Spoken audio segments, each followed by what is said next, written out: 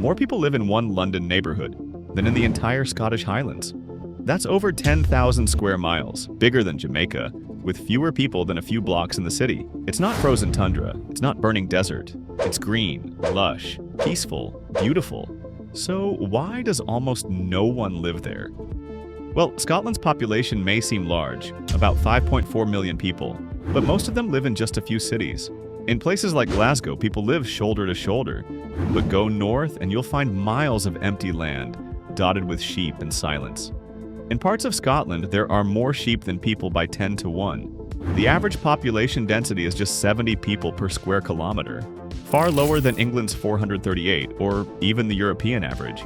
That's because of more than just geography. It's about history, hardship, and hard decisions. From families pushed off their land to modern young people chasing jobs in the city. Today, we'll walk through the hills, the numbers, and the stories to understand why Scotland feels so empty. History. If you want to understand why parts of Scotland feel so empty today, you have to go back, way back, through its history. Back in 1681, Scotland had about 1.2 million people, but that number dropped sharply in the 1690s during what's called the Seven Ill Years, a time of brutal famine that hit the Highlands especially hard. Later in the 18th and 19th centuries, the population grew quickly thanks to farming and industry, jumping from 1.6 million in 1801 to over 4.4 million by 1850-1901. But even with more people, there weren't enough jobs, especially in rural areas, and that led to a huge wave of emigration. Between the mid-1800s and the 1930s, around 2 million Scots left the country for North America or Australia, and another 750,000 moved south to England. Some left by choice, but many were forced out during events like the Highland clearances, when landowners kicked families off their farms to make room for sheep. Villages like St. Kilda and Mingulay were completely abandoned, and many others slowly faded away. Over time, machines replaced workers on farms, and new jobs in shipyards and factories pulled people into cities like Glasgow and Edinburgh. Because of all this, Scotland became a country where most people live in just a few places, while the rest of the land grew quieter year after year. More people die than are born. And even today, long after the clearances and emigration waves, Scotland's population is still shrinking, just in a quieter way. For the 9th year in a row, more people died in Scotland than were born. In 2023, 63,445 people passed away, while only 45,935 babies were born. The lowest birth number ever recorded since national records began way back in 1855. That's not just a small dip, it's part of a long trend. Right now, Scotland's fertility rate is about 1.3 children per woman, far below the 2.1 needed to keep a population steady without new people moving in. On top of that, the infant death rate, babies who die before turning 1, went up to 4 deaths for every 1,000 births, the highest it's been in over a decade.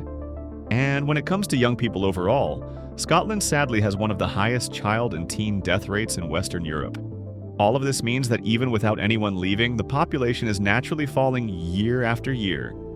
It's like a slow leak, not loud or sudden, but constant. And it adds to the question of why so much of Scotland now feels so empty. Migration point. Even though Scotland's natural population is shrinking, people are still moving, both within the country and from abroad.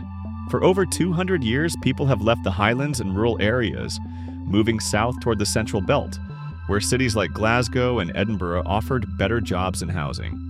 This started with the clearances and continued with farm machines replacing workers and factories offering steady pay. Today, the same pattern continues. Urban areas now hold over 70% of Scotland's people, while much of the countryside remains nearly empty. Younger people tend to move to the cities, while rural areas are mostly home to older residents. And many towns struggle to keep workers because of high housing costs and too few year-round jobs. At the same time, international migration has become Scotland's biggest population lifeline.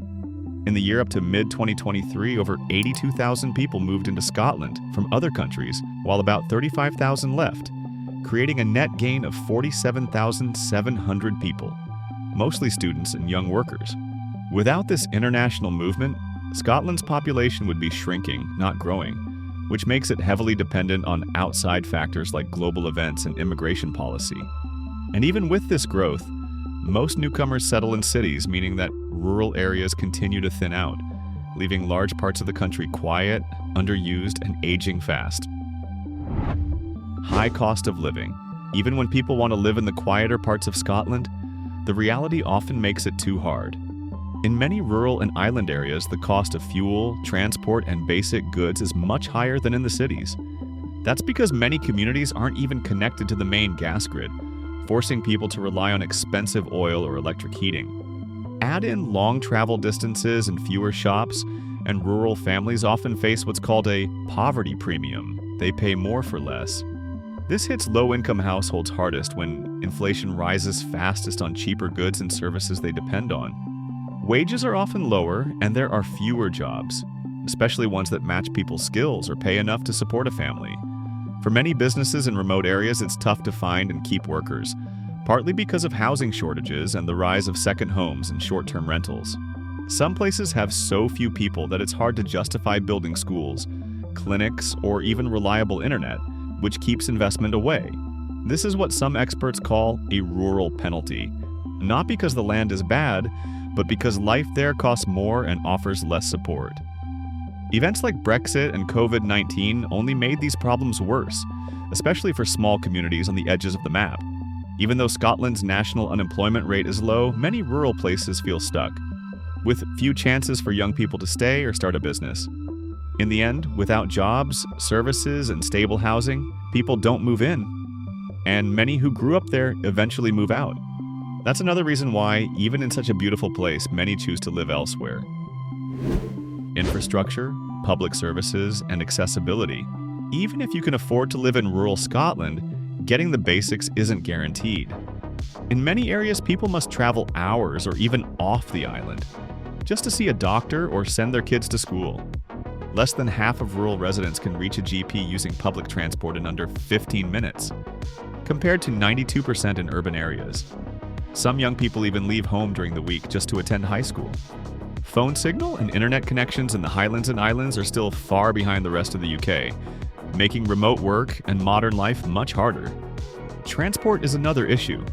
Around 1 million Scots live with transport poverty, where buses or trains are too rare, too far, or too expensive to rely on. These gaps hit women, older adults, and people with disabilities the hardest, and limit their access to work, care, and community life. The Scottish government knows this, but with tight budgets, many promised upgrades may not happen soon, especially in places with fewer people. And without enough people, big investments don't come, creating a loop where poor infrastructure keeps people away, and the land stays empty.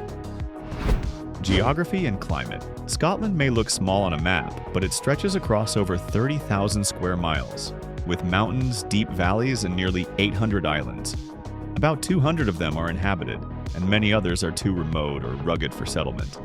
In the Highlands alone, which cover a third of Scotland, population density is just 8 people per square kilometer, one of the lowest in Europe. That's because the land here is hard to live on. Steep hills, poor soil, cold weather, and heavy snow in winter make it tough to build homes, grow food, or even travel safely. In places above 1,500 feet, snow often piles up every winter, and strong winds from the Atlantic bring constant rain to the west, while the east gets cold, dry air from Europe. Even in summer, much of the west stays cloudy and damp, making farming or tourism harder to sustain all year. Meanwhile, most people, about 80% of the population, live in just 10% of the land, mainly in the central lowlands where the ground is flatter, roads are better, and cities offer jobs and schools. The rest of Scotland, especially the Highlands and Islands, faces long-term population decline, including areas like Naih, Island, Sear, Argyll, and Bute, and the Scottish borders, which all lost people in the past year. Families often move out because of limited medical care, closed schools, and not enough affordable housing, while older people leave when services become too hard to reach, and because so few people remain, it's harder to keep basic services running, creating a loop where the land itself limits growth, no matter how beautiful or peaceful it may be. Policy efforts and their limits. The Scottish government knows the population problem is serious, and they've tried to fix it. In 2021, they launched a national strategy to make Scotland more family-friendly, healthier, and attractive for newcomers. They've promised more childcare, better healthcare, and support for rural and island communities, including long-term plans to grow the population in places like the Highlands and southern Scotland. But here's the catch. Scotland can't control immigration. That power belongs to the UK government in London. And in 2024, the UK tightened immigration rules, making it harder for people without a university degree to get work visas.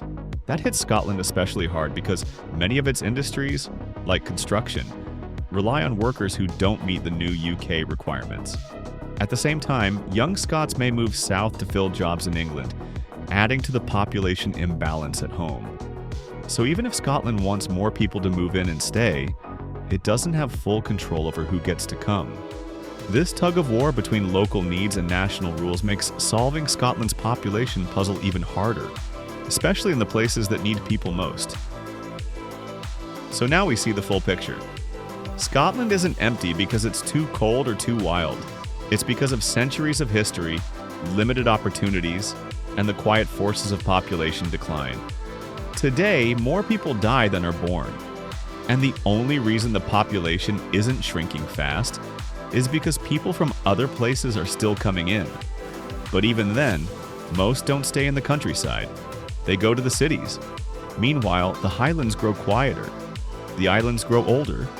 And without bold action or a real plan for the future, those gaps on the map will only grow wider.